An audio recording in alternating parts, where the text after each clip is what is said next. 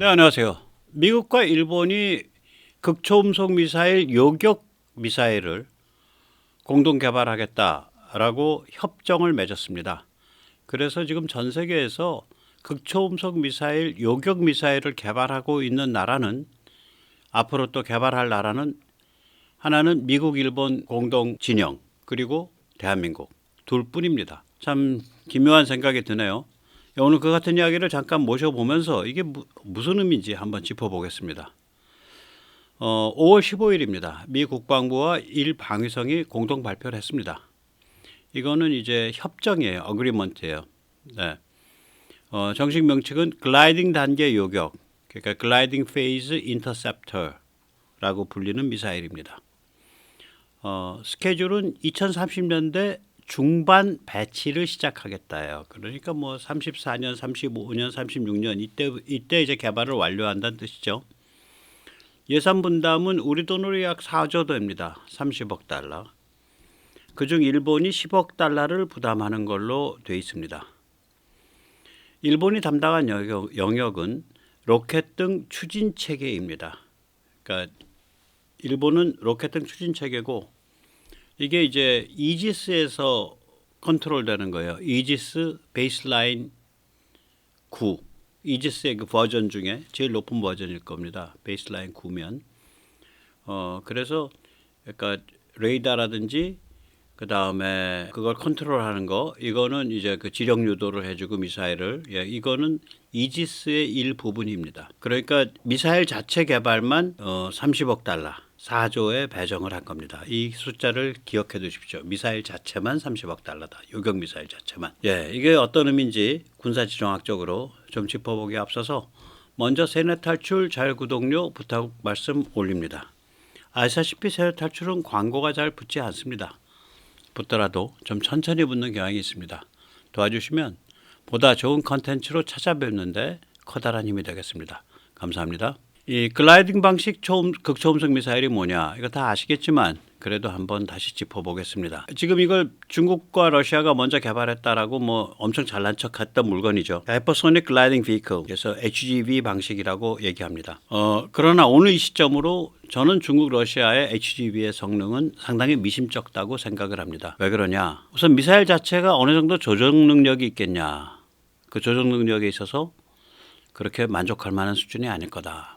변칙 기동을 한다는 얘기는 그냥 미사일이 쭉 쏴갖고 쭉 떨어지는 일반적 탄도미사일 같으면 변칙 기동이 없으니까 조종 능력이 별로 필요가 없는데 얘는 막 그 대기권 상층부 그러니까 70km에서 한 80km 상공에서 7만 m에서 8만 m 상공에서 물수제비 뜨듯이 이렇게 통통통통 튀면서 변칙 기동을 하는 애예요. 얘를 타겟까지 조종을 해줘야 되니까 그 조종 능력이라는 게 뭐냐에 따라서 타겟을 전혀 못 맞출 수도 있습니다. 그 다음에 얘가 보통 한 2,000에서 3,000, 뭐 심지어는 4,000km 바깥에 물건을 때리는데 4,000km 정도 날아가려면 얘가 아무리 빨라도 한 2, 30분 걸리죠. 그러면 시속 한 60km로 움직이는 항공모함이다 혹은 전함이다 그러면 2, 30분 동안에 한 20km, 30km 움직인단 말이에요. 그러니까 이동 타겟에 대해서 실시간 좌표 찍기를 해주는 애가 공중에 떠 있어야 될 거 아니에요. 그 위성이 됐든 뭐가 됐든. 이 이동 타겟 실시간 좌표 찍게 해주는 애가 2, 3,000km 바깥에 있는 그거를 센터에 실시간으로 알려줘야 되고 그 센터가 그거를 미사일로 지령 유도를 해줘야 되거든요. 그거가 그렇게 쉽지 않아요. 쉽지 않습니다. 그게 어느 정도 될 거냐. 그러니까 이런 물건들은 그 물건 자체의 단품이 문제가 아니라 그 단품을 떠받치는 전체 시스템이 문제가 되거든요. 이것이 이제 중국과 러시아가 별로 신통치 않을 거다라고 봅니다. 오늘 현재로 보면. 그러나 앞으로 10년쯤 지나면 10년이면 강산이 뭐 바뀐다는데 중국 러시아도 뭐 이게 웬만큼 다 올라올 거다 이거죠. 여기서 HGV의 그 기본 개념을 좀 설명을 드리면 발사를 하면 한 100km, 150km까지는 일반 이제 그 로켓에 의해서 올라갑니다. 그래서 거기서 이제 그 앞부분에 HGV, 그러니까 하이퍼소닉 글라이딩 비클, 글라이딩 하는 몸체가 분리가 돼요. 그래서 얘가 이제 하강을 해서 70km에서 80km 상공 구간을 통통통통 물수제비 뜨듯이 튀다가, 왜 물수제비 같이 되냐? 아래로 내려가면 공기 밀도가 높아지니까 위로 올라오고 또 내려왔다 올라오고 이러다가 이제 그 타겟 부근에 가면 그냥 내리꼽혀 가지고 들어가는 그런 방식이거든요. 이거가 이제 그 고전적인 중장거리 탄도탄의 정점 고도는 1,400km인데 얘는 뭐 한 100km, 150km 올라가다가 내려와 갖고 7, 80km로 가버리니까 거의 뭐 그 속도는 빠른 애가. 그러니까 이게 상대방이 레이더로 이걸 감지를, 그러니까 이게 상대방 전함이 레이더로 이걸 감지를 하는 게 굉장히 늦어요. 그러니까 이제 마지막 단계에서 그 레이더 감지에서 대응을 해야 되는데 속도가 빠르니까 대응이 또 어렵고, 그래서 좀 여러 가지 좀 그러니까 막는 입장에서 보면 굉장히 까다로운 물건이 되는 거죠. 그래서 이 HGV 방식의 그 극초음속 미사일이 무섭다 하는 이유가 이겁니다. 예. 그래서 이제 중국과 러시아를 보면 이제 중국은 이제 DFGF라 그러죠. 저기 뭐 DF-17 앞에다가 채우는 그 HGV를 DFGF라고 부르는 거고요. 러시아는 아방가르드입니다. 둘 다 이제 그 지상 발사죠. 예. 그러니까 보통 이제 지대지라고 하는데 함정도 뭐 노릴 수 있다라고 말을 하는데 그게 이제 뭐 서 있는 함정을 노리는 건지 잘 이동하는 함정도 노리는 건지, 그럼 이동하는 함정을 노릴 것 같으면은 위성이라든지 이런 그 감시정찰 자산은 제대로 돼 있는 건지, 뭐 이런 여러 가지 문제가 여기에 이제 수반이 되는 거예요. 그런 점에서 중국과 러시아가 지금은 좀 부족한 점이 많을 거다 당연히. 그러나 앞으로 한 10년쯤 지나면 무서워질 거다. 예, 그렇게 저는 보고 있습니다.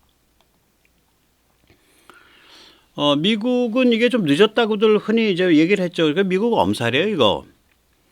예, 미국이 그 왜 엄살을 부리냐? 엄살을 부려야죠. 엄살을 부려야 돈도 나오고, 돈이 나와야 초격차를 유지할 수 있고 그 돈을 집어넣어서. 그러니까 엄살 부리는 것 자체가 뭐 그렇게 나쁜 일은 아닙니다. 미국은 글라이딩 방식 극초음속에서도 역시 압도적입니다. 미 육군이 2023년부터 배치하기 시작했는데 장거리 극초음속 타격 체계 Long Range Hypersonic Weapon이라 그래서 지금 한 2,700km 정도 갈 겁니다. 이걸 실전 배치 중이에요. 미국이 이제 무서운 거는 위성 등 감시정찰 자산이 좋아가지고 실시간으로 이동 표적 좌표를 찍어준단 말이에요.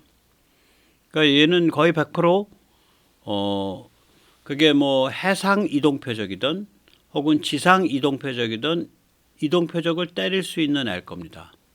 무서운 무기죠.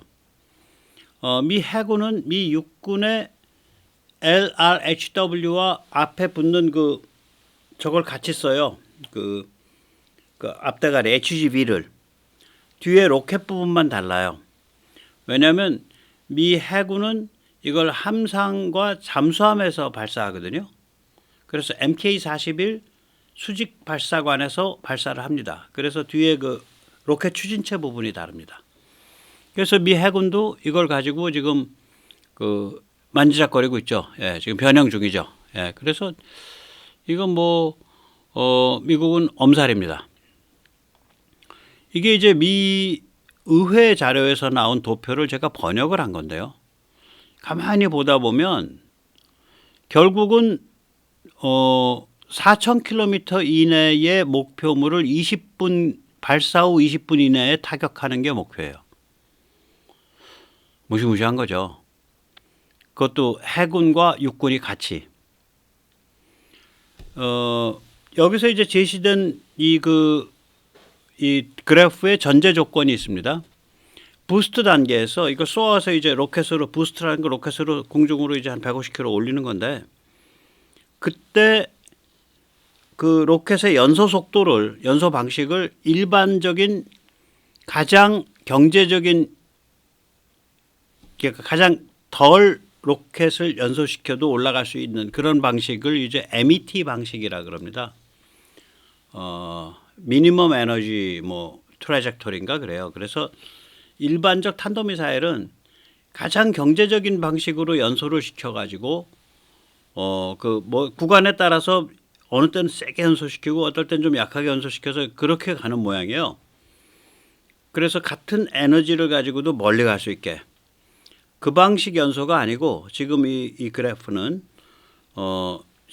초속 6km 초속 6km면은 340으로 나누면 마하 17 정도 될 겁니다. 마하 17 속도로 쏘아 올리는 거죠.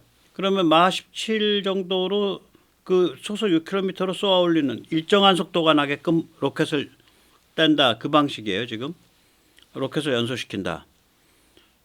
그리고 이제 총 비행 시간의 50%를 글라이딩 하는 걸로 시나리오를 잡았을 때 이런 그림이 나옵니다. 세로축은 소요 시간이고요. 가로축은 목표까지의 거리인데 단위가 1000km입니다. 그래서 이 그래프를 보면 미 의회 그래프거든요. 미 의회 자료. 자기들이 원하는 지금 타겟, 자기들이 원하는 개발 목표 혹은 무기의 목표가 4000km까지를 20분 내에 조질 수 있는 무기예요. 그게 미국이 개발 중인 극초음속 글라이딩 비클, 그러니까 HGV 방식 극초음속 미사일의 영역입니다. 4000km까지를 20분 이내, 뭐 18분, 17분에 때릴 수 있는. 그래서 그렇게 그런 컨셉이고요. 뭐 오른쪽에 너저분하게 써놓은 거는 표에 있는 얘기라서 제가 써드려야 되기 때문에 쓴 건데 이 오른쪽에 너저분하게 쓴 거는 또 제가 공부를 좀 했어요. 근데 뭐 그런 공부 안 하셔도 될 것 같아서 설명은 생략하기로 하겠습니다. 그래서 이제 이 미국은 세계 최초의 공중발사 글라이딩 방식 극초음속을 성공시킨 걸로 보이거든요. 이걸 ARRW라고 부릅니다. 참고로 중국의 DFZF 극초음속 미사일은 지상 발사입니다. 그다음에 러시아의 아방가르드도 지상 발사입니다. 그러면 좀 아시는 분들은 이런 말씀하실 거예요. 무슨 소리야? 러시아의 킨잘 있잖아. 그 극초음속 미사일 아니야? 뭐 마하 5가 넘는다는 점에서 극초음속인데 활강체 방식이 아닙니다. 공중발사 스커드 미사일입니다. 단거리 탄도미사일이에요. 그러니까 우리에 말하자면 그 현무 2 뭐 이런 거를 그 비행기 배, 큰 비행기 배에다 붙여갖고 날아 올라가서 공중에서 쏜 거예요, 그거. 그래서 킨잘은 족보가 없습니다. 끼지 못합니다. 네. 그래서 공중발사 극초음속 미사일은 미국이 성공한 것으로 보입니다. 3월 17일 얼마 안 됩니다. 제가 그때 잠깐 설명드렸어요.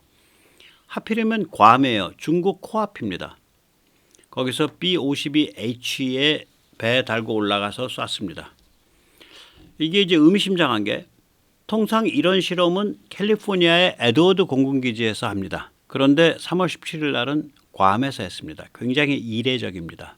그러니까 중국 보고 까불지 말라 이거죠. 뭐 20분 안에 너희 다 쥐잡듯이 잡을 수 있으니까 뭐 그 허접한 항모 만들고 허접한 저기 구축함, 사실 허접하진 않은데 항모는 허접하고 구축함, 호위함은 허접하진 않아요. 근데 뭐 제가 말이 그렇게 붙어서 그런 거 가지고 그 뭐 착한 나라들, 필리핀 같은 착한 나라들 겁주고 깡패짓 하지 마라. 너야 골로 가는 수 있다. 그 시그널이죠. 자, 여기까지입니다.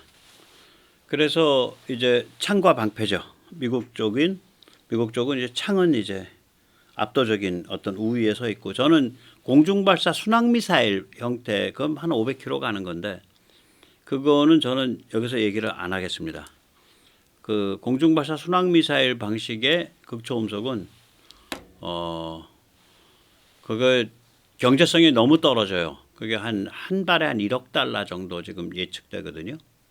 경제성이 너무 떨어져서 그거가 과연 필요하냐 뭐 이런 얘기들도 있고, 그건 또 개발을 추진하고 있는 유일한 국가가 그것도 미국이죠.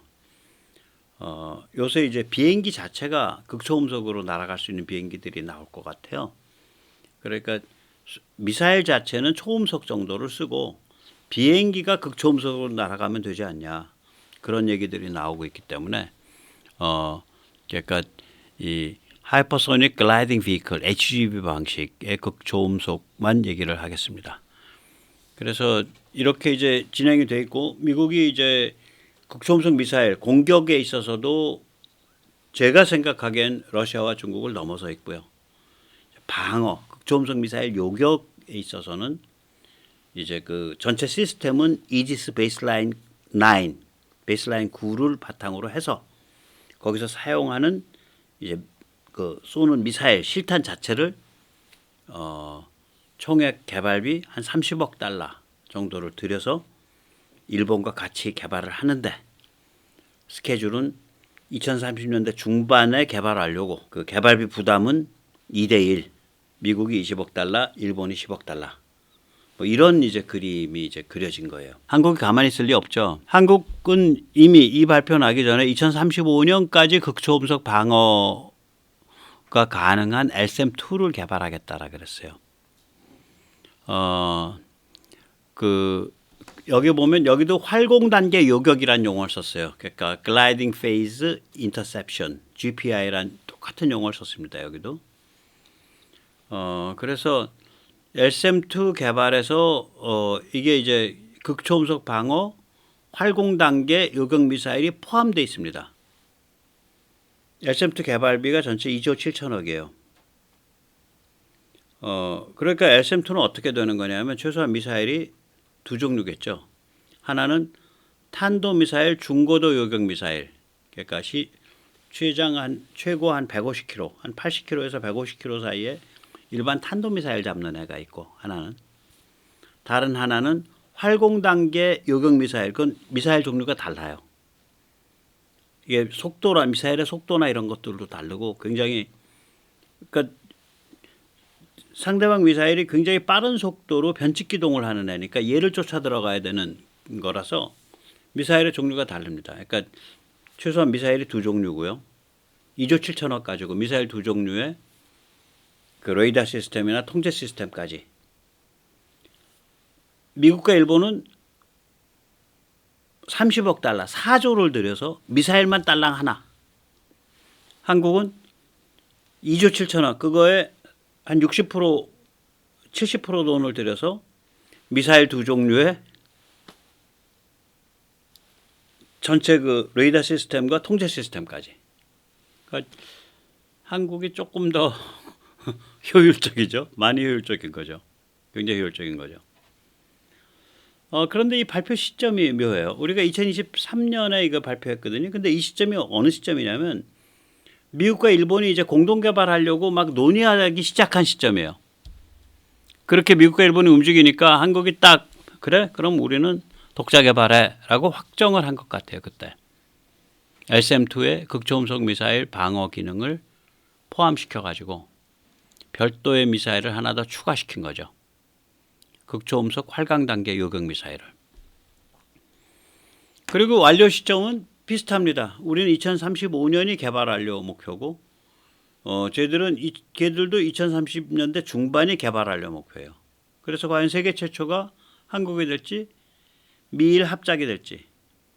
미일 합작이라고 하면 뭐 레이시온과 미쓰비시 혹은 노스롭 그루만과 미쓰비시가 될 거예요. 미국 쪽에 지금 두 개의 업체가 경쟁하고 있거든요. 이거 가지고 레이시온하고 노스롭 그루만이. 일본은 미쓰비시로 거의 정해져 있을 겁니다. 그래서 이걸 좀 들여다보면 재밌는 경쟁이죠. 뭐 선의의 경쟁이라고 할 수도 있고 그렇습니다. 그래서 저는 한국이 여기까지 갔어. 이거 한국 사람들 미친 거 아니야? 이런 생각까지 드는 거예요. 다른 사례를 들어드릴게요. 국방과학연구소가 위성 사이의 통신 라우터를 착수를 했거든요.